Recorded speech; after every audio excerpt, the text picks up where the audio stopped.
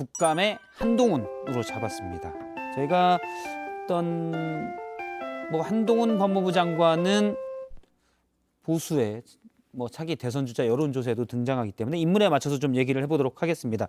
일단 오늘 여러 얘기들이 나왔었는데요. 한동훈 장관은 답변을 하다가 주로 쓴 표현이 지난 정부라는 표현을 많이 썼습니다. 이전에도 그랬었는데요. 그 부분 잠깐 보겠습니다. 민생사건 처리에 투입될 검사와 수사관이 지금 이런 정치 수사에 동원되는 바람에 그 현장 곳곳에서 사건 처리가 너무 안 된다. 검수완박 때문 아닙니까? 되지 수사 때문에 마시고요. 말씀하시는 건 좀 예. 앞에가 있죠. 절대 인력이 다 거기가 있다는 겁니다. 저희가 보기로는 지금 300명 이상이 동원되고 있거든요. 지난 정부 것도 해보고 이번도 해보지 않았습니까? 턱없이 지금이 적습니다. 특별수사팀이라든지 특수본이라든지 이런 식으로 운영하고 있지 않거든요. 장관님, 그 야당 측에서는 이 수사를 가지고 정치 탄압이라고 얘기하거든요. 지난 정부 때처럼 청와대 캐비넷을 뒤져서 대변인이 발표한다는 게 없는 걸 후벼 파서 만들어내는 것이 아니거든요. 있어 왔던 것이 오히려 천천히 사건이 진행되어 온 것 아닙니까? 이게 보복이라든가 어떤 그런 표적이라는 프레임 자체가 일반적으로 그게 상식적으로 형성되는 구도는 아니라고 생각합니다.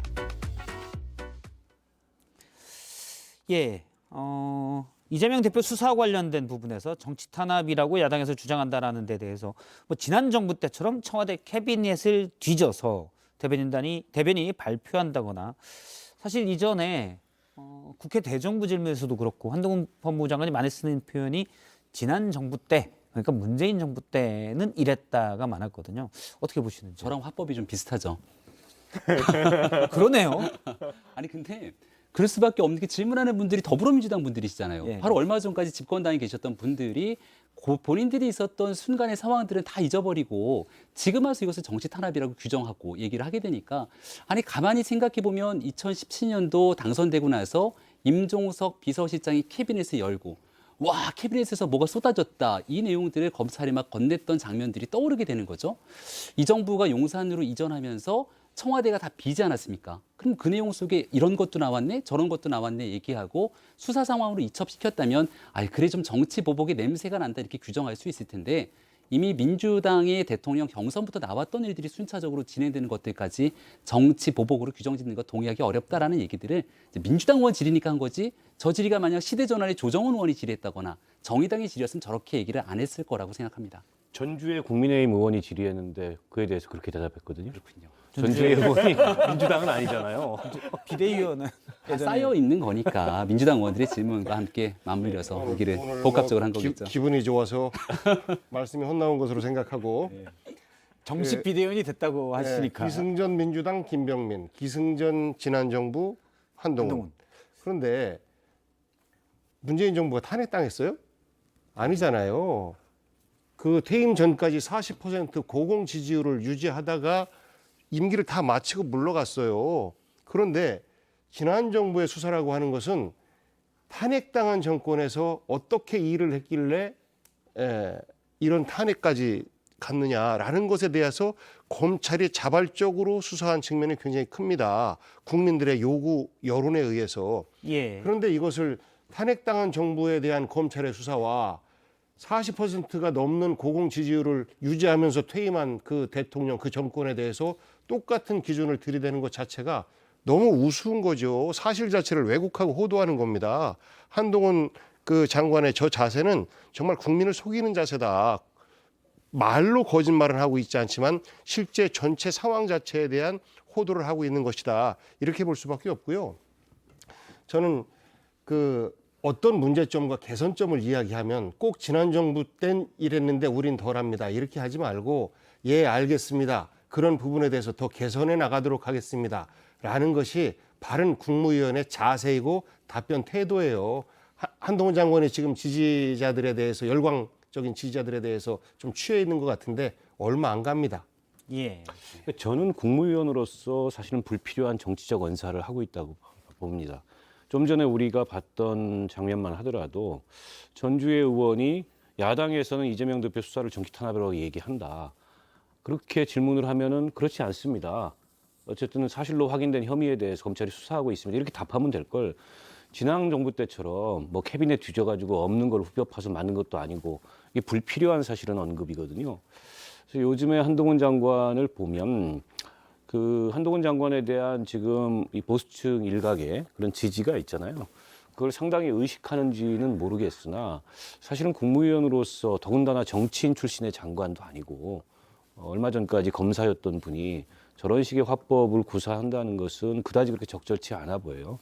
불필요한 사실은 국감장에서 제가 보니 갈등 요인이 될 소지가 굉장히 크다고 생각하고 어쨌든 지금 뭐 이재명 그 대표의 사법 리스크에 대해서 민주당이 주장하는 바가 있고 또 국민의힘이 주장하는 바가 있고 국민들 개개인이 객관적으로 판단하는 바가 있어요. 예. 법무부 장관으로서 어쨌든 수사기관이 법과 원칙에 따라서 철저히 수사할 거다라고만 얘기하면 되지. 지난 정부 때는 뭐 이런 정치적인 수사가 있었다라는 식의 전제를 깔고 말을 하는 것은 제가 보기에 굉장히 부적절한 의사입니다. 점점 심해지고 있어요, 저게. 저러려면은요, 장관 그만하고 정치하면 돼요. 예. 제 개인적인 생각은 그 윤석열 정부가 탄생하는 것 자체에 대해서 이미 문재인 정부에 대한 평가가 다 포함되어 있다고 생각해요. 이미 윤석열 정부가 문재인 정부보다 도덕적으로 정치적으로 이겼다, 우위에 있다라는 것이 이미 대선 결과로서 저는 나왔다고 생각하거든요. 그래서 윤석열 정부의 모든 일이 그 기준으로서 문재인 정부일 필요는 없다고 생각합니다. 왜냐면은 문재인 정부가 못했기 때문에 5년 만에 정권이 바뀐 거라서 저는 못했던 정부 이야기를 갖고 끄집어낼 필요가 저는 전혀 없다고 생각해요. 이미 그때 그랬으니 우리 뭐 괜찮지 않냐 이런 게 그렇죠. 잘못된 논리다 이 말씀이시죠? 왜냐면은 이미 국민들이 다 그에 대한 판단을 하시고 5년 만에 정권을 바꿔주신 거거든요. 저는 그래서 뭐 물론 비교를 해야 되는 경우가 있을 거고 이것은 문재인 정부 때 있었던 일이기 때문에 지금 비판하는 거는 옳지 않습니다 정도로 우리가 뭐 논박을 할 수는 있겠습니다만은 그 기준 자체를 문재인 정부로 삼아서 하는 것은 윤석열 정부의 그 어떤 수준 자체를 문재인 정부로 낮춰주는 효과가 있다고 생각이 돼서 거기에 대해서는 좀 반대를 하는 입장이지만 이제 수사에 대해서는 민주당이 지나치게 예민하게 반응하는 건 맞다라는 생각이 들어요. 저는 윤석열 대통령이 당시 이제 국민의힘 후보가 됐을 때 두 가지 이유로 아마 이재명 대표가 쾌재를 불렀을 거라고 생각하는데 하나는 그때 토론 못한다는 프레임을 굉장히 많이 했거든요. 근데 결국 지켜보니까 그렇지도 않았어요.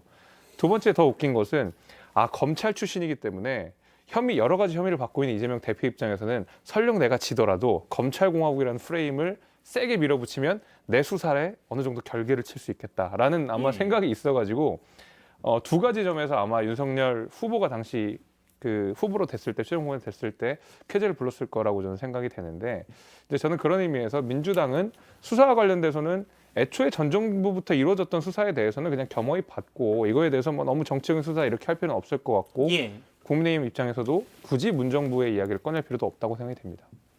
윤석열 대통령이 토론 못해서 말도 못하는 줄 알았는데 1시간 내내 본인이 59분 얘기하더라. 그래서 말은 좀 많은 분인 것 같아요. 그런데 이동훈 전 조선일보 논설위원이 그렇습니다. 페이스북에 쓴 거를 이야기한 말씀하신 거죠? 사실이니까 윤석열 정부가 탄생한 것이 문재인 정부의 실패는 아니에요. 그러니까 노무현 정부와 이명박 정부를 비교를 해볼 때 지금 현재 어떤 평가를 내리고 있습니까? 우리 국민들이 노무현 정부에 대해서 훨씬 더 높은 점수를 매기고 있는 거지 않습니까? 그때 지도자를 바꾸고 싶은 이런 욕망들이 있습니다. 이런 것들에 대한 결과이고 만약에 문재인 대통령이 우리 헌법에 용인을 해서 다시 재선에 나올 수 있었다라고 하면 어떤 상황이 되었을까요?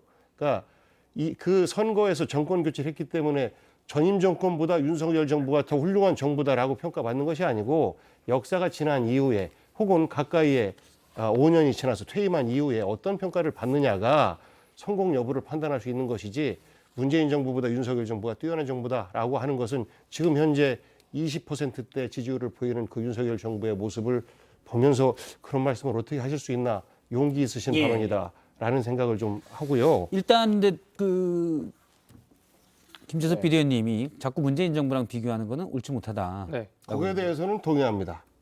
네. 근데 아까 김재섭 의원이 아마 했던 얘기는 아니 네. 자꾸 비교하시잖아요. 아니, 뭐 김재섭 비슷한- 비대위원님. 비슷한 내용이라고 비교가 생각하는데 아니라 네. 이런 거죠. 그러니까 당연히 문재인 정부 때 잘못됐던 일들에 대해서 모든 것들을 다 정권 교체 끝났으니까 싹 묻고 넘어가자 이렇게 얘기할 네. 수는 없는 일 아니겠습니까? 비교의 주체가 있어야 되는데 문재인 정부 때 이제 어떤 일들이 있는 거 하니 부동산 정책이 가장 문재인 정부의 발목을 잡았던 아킬레스건임을 부인할 수 없을 것 아닙니까? 시간이 조금 지나고 나서 부동산 정책 토론을 하게 되는데 이미 국민들이 굉장히 많이 화가 나 있을 때입니다. 근데 그 부동산 정책이 잘못됐던 것도 이명박 박근혜 정부의 부동산 정책이 잘못됐던 게 순차적으로 누적돼서 지금 나타나는 거다. 부동산 정책이 효과가 바로 나타나는 게 예. 아니니까. 이렇게 시간이 지나고 나서도 전 정권 탓을 했던 모습들이 문재인 정부의 안 좋은 선례로 남아 있습니다. 이 정부가 진행하고 나서 뭐가 정책적으로 잘못됐는데 잘못됐던 거에 대해서 겸허히 인정하지 않고 이 정책은 알고 보니까 문재인 정부 때문에 잘못된 예. 거예요 라고 말하면 안 되죠. 다만 문재인 정부의 몸을 담았던 핵심 인사들 대표적인 케이스가 법사위에서 계속 맞붙는 게 한동훈 장관과 누굽니까? 전임 법무부 장관 박범계 전 장관 뭐 등이잖아요. 그러니까 본인들이 역할을 해놓고 했을 때의 기준과 다른 방식으로 공세를 취하게 되면 매우 당연한 방식으로 그렇게 말씀하시면 안 되죠라는 화법을 쓸 수밖에 없다는 알겠습니다. 점을 주지드립니다. 제가 잠깐 말을 거들려다가 아니 이 정권이든 저 정권이든 이미 지난 정권 탓을 한다는 것 자체가 지금 이 정부가 뭔가 좀 잘못하고 있고 그에 대해서 이제 국민들 여론이 좋지 않고 그에 대한 답변이 궁색하니까 자꾸 지난 정부 탓을 하는 건데 저는 문재인 정부 시절에 분명히 그런 점이 있었다고 생각해요. 지금 김병민 비대위원 얘기했듯이. 근데 돌이켜보면 그 전에 박근혜 정부는 한 정부를 건너뛰어서 노무현 정부 탓도 했어요. 그러니까 이게 약간 내로남불 같은 거예요. 그래서 저는 이렇게 지금 현 정부에서 제기되는 문제들에 대해서 현 정부가 답변할 수 있는 것 하고 바꿀 건 바꾸겠다 이렇게 얘기하면 되지 자꾸 지난 정부 때는 더 했는데 지난 정부도 저렇게 했는데 뭐 우리는 뭐가 문제냐. 아니 그러니까 정권 교체가 된 거예요. 지난 정부가 그렇게 해서. 그럼 정권 교체가 됐으면 달라져야 되는데 지난 정부 때도 이랬다라는 것은 국민들이 듣기에 그다지 설득력이 없는 발언인 것 같고 우리 김병민 비대위원은 조금 달라요 논리가. 지난 정부 탓을 하지 않아요. 그냥 마지막 결론을 민주당으로 맺는 게 김병민 비대위원의 화법이에요. 항상 종착점은 지난 정부다. 민주당이다. 지난 정부는 알겠습니다. 한동훈이고. 제가 약간 맥락을 좀 잘못 본 것 같고요. 알겠습니다. 유행하는 게 표현의 자유에서 저도 이제 표현의 자유 충분히 알겠습니다. 저희는 표현의 자유는 무한정 인정합니다. 욕설과 19금만 방송에서 안 하시면 되고요. 알겠습니다. 알겠습니다. 앞서 이제 전임 법무부 장관과 현 법무부 장관의 충돌 대결 부분들을 언급을 해주셨는데 오늘 국정감사에서도 그 장면이 나왔습니다. 어떻게 보면 기싸움 같은 건데요. 그 장면을 차례로 좀 보겠습니다. 그럼 장관님께서 행안부를 좀 설득해가지고 이번 예산에 심사할 때 협업으로 좀 한번 설득할 용의가 계셔요? 지금 그러고 있고요. 저 위원 그러니까 당연히 의원이 이렇게 물어보면 예. 예 의원님 그렇게 좀 해주십시오. 예 의원님. 예. 하는 게 예의지. 그렇다겠습니다. 뉴욕 연방남부지법 소송 자료를 물어봤습니다. 거기 그리피스 버질과 관련된 자료인데 영문으로 된 그 지방법원의 그 자료, 미국 자료를 일반적으로 접근하기는 꽤 어렵죠. 그래서 미국 재판은 특별한 공개됩니다. 관심을 그 보신 자료를 한번 자료 제출을 해주실 수 있겠어요? 제가 인터넷에서 본 자료여 가지고 제가 갖고 있는 지나갔어요, 자료는 아닙니다. 근데 지금 한번 구글 해보시면 지금도 있을 것 같은데. 영어를 잘하시는 장관님이야 구글링해서 금방 보겠지만 위원님. 그거 액세스하는데 위원님. 굉장히 어렵습니다. 위원님 한국말 자료입니다. 한국말로 된 자료. 예. 사실 대통령이 한동훈 장관을 임명할 때 유창한 영어 실력을 얘기해서 그분을 좀 얘기하다가 한국말 자료가 돼서 좀 가볍게 보는 맛으로 했습니다. 어떻게 보셨는지요? 저렇게 계속 끼어들어요. 어. 급하기 짝이 없어요. 아니 진득하니 말씀 다 듣고 나서 이야기를 하면 본인 답변하기도 좋고 할 텐데 상대방에 대한 예의도 지켜가면서 계속 저렇게 끼어드는 거 아니겠습니까? 겸손하지 못해요. 그러니까 옹색하니까 태도를 뭐 지적한다라는 말씀들도 있는데 저런 태도를 보고 과연 국민들이 저건 잘하고 있는데 민주당에서 괜히 태도를 얘기하나라고 생각할까요? 저는 아니라고 봐요. 객관적 사실이에요. 됨됨이가 좀 못돼 보여요. 인간적인 됨됨이가. 그래서 됨됨이가 못됐다. 이걸 오늘 제목으로 나갈 수 있습니다. 됨됨이가 좀 못돼 보입니다. 어떻게 해서든지 간에 똑똑한 척 해야 되고 자기보다 잘난 사람 없어야 되고 말싸움에서는 반드시 이겨야 되는 똑똑한 초등학교 5학년생의 모습입니다. 저 모습은. 국민의힘 모 잠시만요. 의원 끼어드시면 안 됩니다. 네, 국민의힘 없고. 모 의원들이 이준석 전 대표에게 논리로 격파당할 때 주로 쓰였던 그 말씀이 그런 됨됨이와 싸가지론이었습니다. 그래서 그 말씀을 같이 드리면서 지금 우리 박범계 전 장관님은 한동훈 장관 같은 경우에는 글로벌 스탠다드에 맞으시는 분이라고 하는데 우리 박범계 장관님은 저거 보면 약간 코리안 스탠다드에도 잘 안 맞는 그런 생각이 좀 들어 좀 아쉽고 이런 장면 자체가 사실 한동훈 장관 계속 띄워주는 거잖아요. 그러니까 김남국 의원도 그렇고 박범계 의원님도 그렇고 사실은 이런 자료 조사라든지 질의 내용에 좀 알차게 꽉꽉꽉 채워서 한동훈 장관에 대한 질문을 해야 되는데 국민의 대표로서 나와가지고 국민의 대표작을 못하니까 계속 한동훈 장관이 뜨는 거 아니겠습니까? 오히려 민주당을 비판하게 되고 정말 한동훈 장관이 믿고 한동훈 장관의 댐댐이나 한동훈 장관의 컨텐츠를 비판하고 싶으면 박범계 장관이 보여주는 저런 굉장히 희화화되는 모습들을 안 보여주는 게 저는 먼저라고 생각해요. 그러니까 이게 지나치면 모자란만 못하잖아요. 저는 특히 이제 그런 영역이 예. 국회에서의 국민들이 다 지켜보는 선에서 저런 자리인가 아닌가 싶어요. 더군다나 이제 국무위원은 국무위원이기 때문에 의원 앞에서 저 자세를 취하라는 얘기가 아닙니다. 어쨌든 그건 국민의 대표 기관으로서 의회에 대한 존중인 건데 한동훈 장관은 보면 마지막 발언은 꼭 자기가 해야 된다는 강박관념이 있는 것 같아요. 그렇다 보니까는 사실은 불필요한 군더더기들이 많이 붙고 있고 청문회 당시까지만 하더라도 민주당 의원들이 워낙 준비가 안 된 모습을 보였고 어떻게 보면 한동훈 장관을 한번 망신을 줘보자 이러다가 망신을 당하는 이런 모습을 자초하는 바람에 여론이 많이 한동훈 장관 쪽으로 기울었고 스타가 됐는데 근데 저런 과유불급의 모습, 지나친 모습이 계속 누적되면 과연 본인한테 저게 좋을까? 물론 이제 뭐 저분의 그냥 그 개성이고 저분의 특성이려니 혹은 어떤 인간적인 한계려니 하고 넘어갈 수도 있겠지만 지금 저분에 대한 그 보수층 일각의 정치적 기대가 있잖아요. 그리고 본인도 다분히 그걸 의식해 보이는데 앞으로 만약에 저분이 정치할 꿈이 있다면 저런 모습은 더더욱 특히나 이제 어쨌든 상황을 객관적으로 보는 중간층이라든지 그다지 그렇게 좋게 보일 리가 없어요. 그래서 저는 부당하게 의원이 윽박 지르거나 부당하게 답변을 강요하는 거에 대해서까지 국무위원이 뭐 비굴하게 뭐 답을 피하거나 답을 안 하거나 그럴 필요는 없다고 생각해요. 그러나 이건 뭐 의원보다 한 발 더 나가가지고 마치 그 어떻게 보면 좀 약을 올리거나 예. 내지는 의원의 말에다가 토를 다는 식으로 불필요한 그런 식의 화법은 별로 좋지 않습니다. 그리고 가급적 국회에서 마지막 발언은 상대한테 넘기는 게 저는 맞다고 봐요. 예. 이제 국회 내에서의 예의에 관한 얘기를 두 분이 좀 해주신 게 아닌가 싶은데요. 문득 생각나는 떠오르는 인물이 저는 임종석 전 비서실장이 떠올랐습니다. 예. 옛날에 이제 국회 운영위원회 저는 가면 사실 이준석 전 대표가 떠올랐는데 석자는 같은데 어쨌든 이종석 그렇습니다. 실장 초창기 때 왕 실장으로 불리면서 굉장히 기세등등할 때가 있었는데 혹시 같이 오셨는지 모르겠습니다. 그때 국회 운영위였는데 임종석 실장이 출석해 있고 제가 봤을 땐 그 당시에 자유한국당 의원들이 임종석 실장 등에서 굉장히 거칠고 강하게 몰아붙였어요. 그럼 지금 말씀 주신 논리대로 가게 된다면 예. 임종석 실장이 저자세로 국민을 대표하고 대변하는 의회 의원들이기 때문에 소곤소곤 이야기하면서 설득을 해야 되는데 오히려 윽박을 지르면서 그 당시 운동권을 두고 있었던 논리투쟁이었던 걸로 기억이 나는데요. 굉장히 분위기가 험악해졌습니다.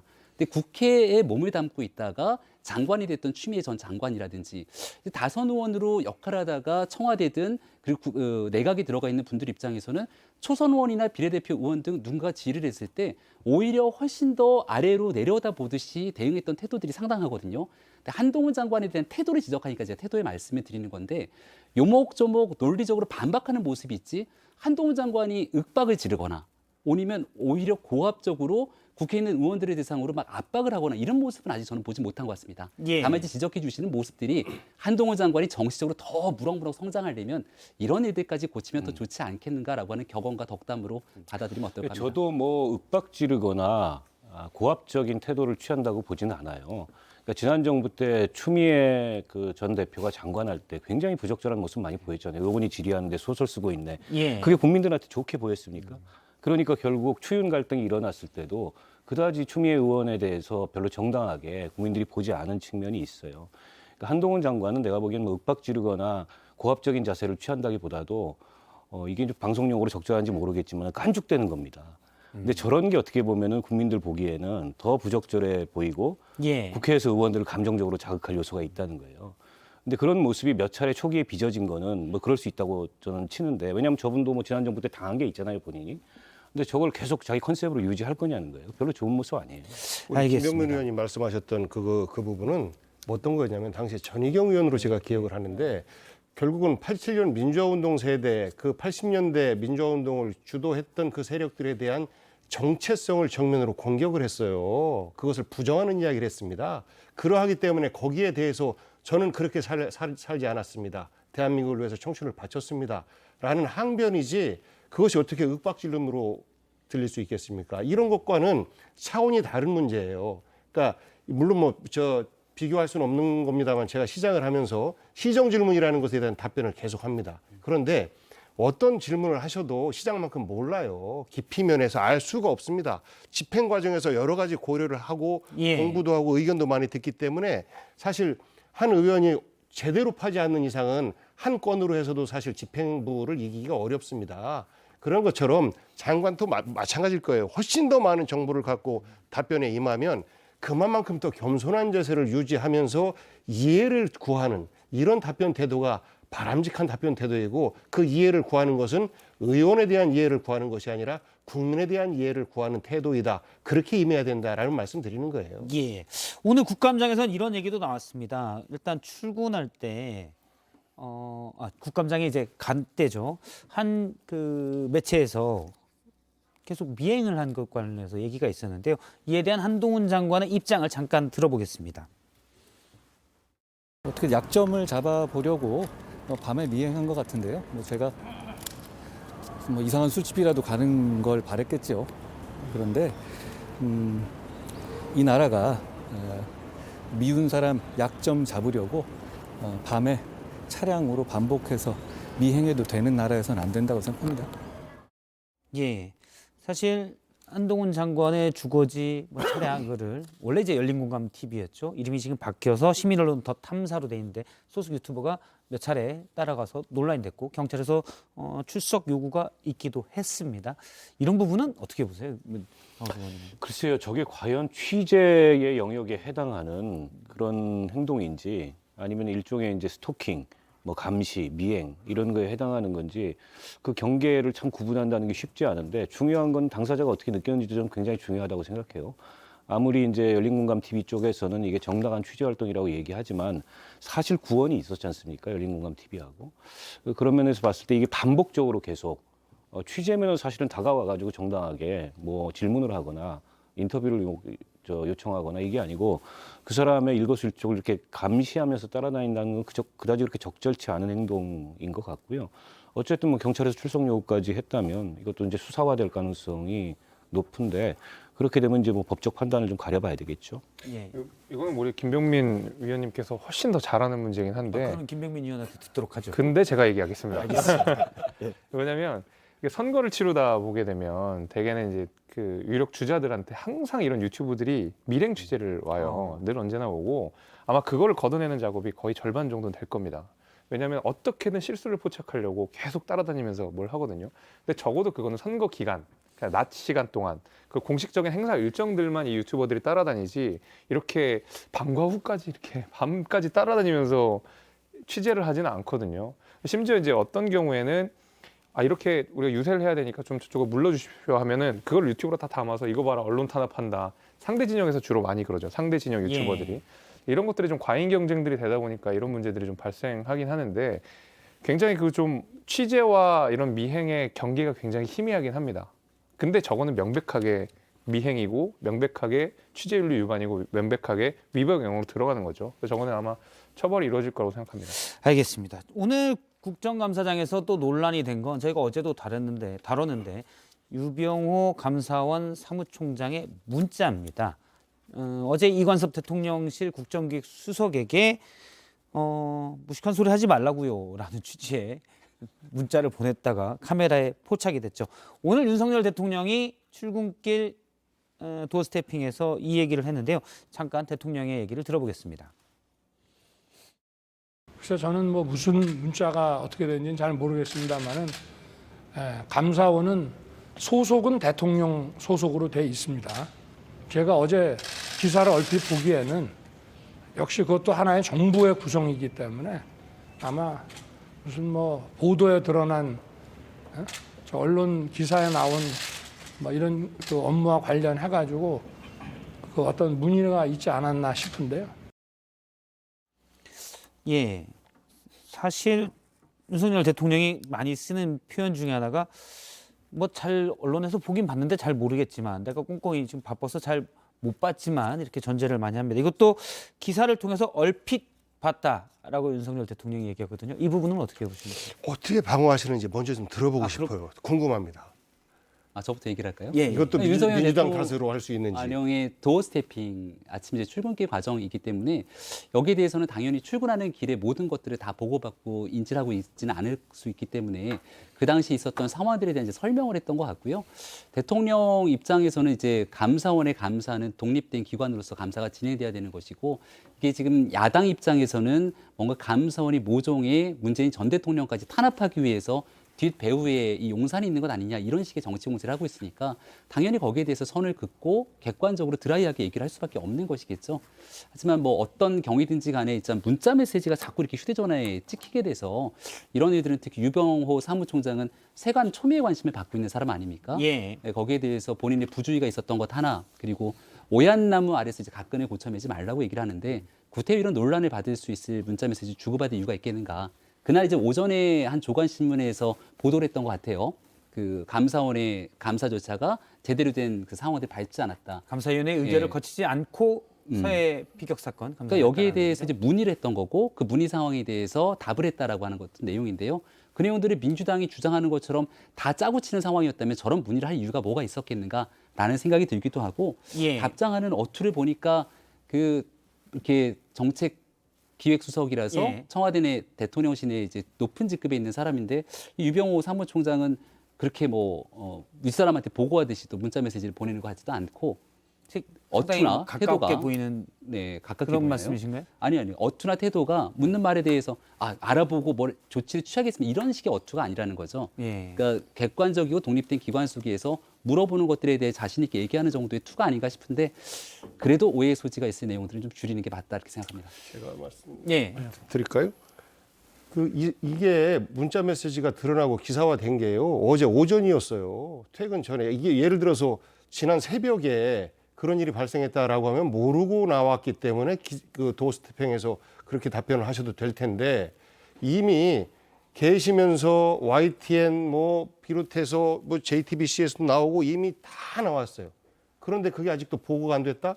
대통령이 무서워서 보고를 안 하는 것인지 아니면 이런 주요 언론 내용에 대해서 보고 자료를 드려도 공부를 안 하시는 것인지 아니면 거짓말을 시키는 것인지 이 셋 중에 하나 아니겠습니까? 그런데 모를 리가 없었다고 생각해요. 나라를 떠들썩하게 한 사건인데 체리 따봉 들켰죠. 그리고 나서 또 들켰죠. 이번에 세 번째 또 들킨 거거든요. 그런데 이게 파장이 있을 것인 것을 뻔히 알면서 뭐 저는 기사를 잘 못 봤습니다. 뭐 문자 내용이 뭐 길기나 합니까? 짧아요. 오늘 또 해명 자료 나갈 겁니다. 이 또에는 그 전에 또 보고를 했다는 거예요. 그리고 무식한 소리 말라는 취지입니다. 이게 언론사라고 하지만 결국은 이게 의원이기도 해요. 국회의원이기도 해요. 국회의원에 대해서 대통령은 이 XX 저 XX 하고 표현을 하고 감사원 사무총장은 무식한 소리 하지 말라. 이렇게 연결도 될 수 있는 겁니다. 그러면 대통령께서 그 전날에는 독립적 헌법기관 감사원에 대해서 이런저런 얘기하는 것은 부적절하다라고 원론적인 이야기를 하셨어요. 그 또한 약간 유체이탈 화법으로 좀 느껴지긴 했습니다만 그래도 저렇게 말씀하실 수 있다라고 이해를 했는데 오늘 얘기하는 거 보니까 그 전날 얘기한 것과 완전히 다르지 않습니까? 결국은 대통령의 거짓말이 도스태핑에서 나온다. 저는 이런 것에 대해서 대통령께서요 적절치 못하다. 감사원 사무총장이 일을 잘못했다라고 지적하는 것이 맞고 예. 왜 그 수석이 그런 세세한 내용에 대해서 감사원 사무총장으로부터 보고받고 있는지 사실 확인해 보겠다라고 하면요 대통령 인기 올라갑니다. 그런데 모르쇠 하고 있고 또 그 국민의힘과 관련자들은 다른 핑계 대기에 바쁘고 그러니까 일도 제대로 못하고 거짓말도 똑똑하게 못 시키고 예. 그러니까 무능한 거짓말쟁이 정권이다. 일단은 이런 이야기가 나오는 거예요. 이라고 특정을 하셨기 때문에 대통령의 말에 어디가 거짓말이 있는지는 잘 모르겠습니다. 왜냐하면 말씀하셨던 내용 중에 제가 이제 어제 기사를 얼핏 보기에는 이라고 얘기를 했기 때문에 어제 있었던 상황 속에서 그 내용들을 끌어다 얘기를 한 것이고 그 뒤에 나왔던 얘기가 한 기사의 보도 그리고 해답이 있었던 내용들을 인지하고 나서 발언을 했던 것이죠. 그거를 좀 감사원의 독립성에 관련돼서 다소 구체적으로 설명하기 어려운 내용이기 때문에 일단은 상황에 대해서 적정수에서 끊었지만 대통령이 거짓말한 내용들은 이 발언 속에 존재하지 않는다고 얘기합니다. 저는 조금 걱정이 돼요. 그러니까 이 정부는 뭘 하려다 들키면 화를 내잖아요, 그때부터. 지난번에 체리따봉 문자 들키니까 이준석 죽여라. 그다음에 또 뉴욕에서 그 발언 들키니까는 MBC 죽여라. 이번에 이제 누굴 죽일까 그런 점에서 좀 걱정스럽긴 하고 지금 어쨌든 스마트폰 아닙니다. 죄송합니다. 네. 지금 감사원 왜 중간에 말을 끊죠? 죄송합니다. 제가 겸손하지 못해서 죄송합니다. 약간 진행을 예. 저 유리하게 하는 거 아닙니까? 아닙니다. 뭔가 흐름을 끊으려고 고의적으로 아닙니다. 끼어든 것 같은데. 지금 감사원의 이 문재인 대통령에 대한 질의서가 정치적 논란이 굉장히 커지고 있잖아요. 물론 그게 과연 뭐 보낼 수 있는 거냐, 혹은 뭐 무례한 거냐, 문 대통령 말대로 그건 이제 보는 관점에 따라 다를 수 있는데 어쨌든 정치적 논란의 한복판에 섰는데 다른 데도 아닌 국회에서 그것도 다른 사람이 아닌 지금 대통령실에 이른바 왕수석이라고 불리는 사람한테 예. 저런 보고성으로 비출 수 있는 내용을 보낸다는 것 자체가 굉장히 부주의하고 부적절하고요. 어쨌든 윤 대통령은 그동안에 계속 대통령은 당무에 과저하지 않는다라는 답변 비슷하게 이게 대통령 산하기구긴 하지만 독립기구이기 때문에 뭐 보고도 받지 않고 관여하지 않는다 이런 태도를 일관해 왔는데 근데 이런 그 흐름상 이런 장면들로 보면 이게 뭐 대통령실에서 감사원이 주도하고 있는 저 특정 감사, 정치적인 감사 세세하게 다 보고를 받고 있고 이게 정치적 논란이 커지니까 그에 대한 감사원의 대응까지도 보고를 받고 있구나. 사실은 이렇게 야당에서는 공격할 만한 충분한 저는 빌미를 예. 줬다고 생각해요. 반대로 뒤집어서 지난 정부 시절에 감사원에 실세라는 사람이 앉아가지고 청와대를 향해서 저런 보고를 하고 있었다면은 야당이 가만히 있었겠냐고요. 가만 안 있죠, 당연히 어떤 야당도. 그리고 이 유병호 감사원 사무총장께서는 보니까 국회에서 이런 이슈를 가지고 답변하는 태도도 그렇고 또 그 자세도 그렇고 그 내용도 그렇고 이분은 거의 제가 보니까 약간 아나무인이에요. 그리고 전 정부를 향해서 전방위적인 사정의 칼날을 휘두르는 게 내가 사무총장이 된 나를 사무총장에 앉히신 대통령의 뜻이다. 난 그걸 충실히 쫓으면 된다. 다분히 이런 태도를 보는 분이 아닌가 싶어요. 예. 오늘 어쨌든 법사위에서 민주당 의원들은 기자회견을 열고 유병호 사무총장에 대해서 해임하고 구속 수사해라라고 촉구하기도 했습니다. 일단 저희가 대통령의 그 얘기까지 들어봤고요.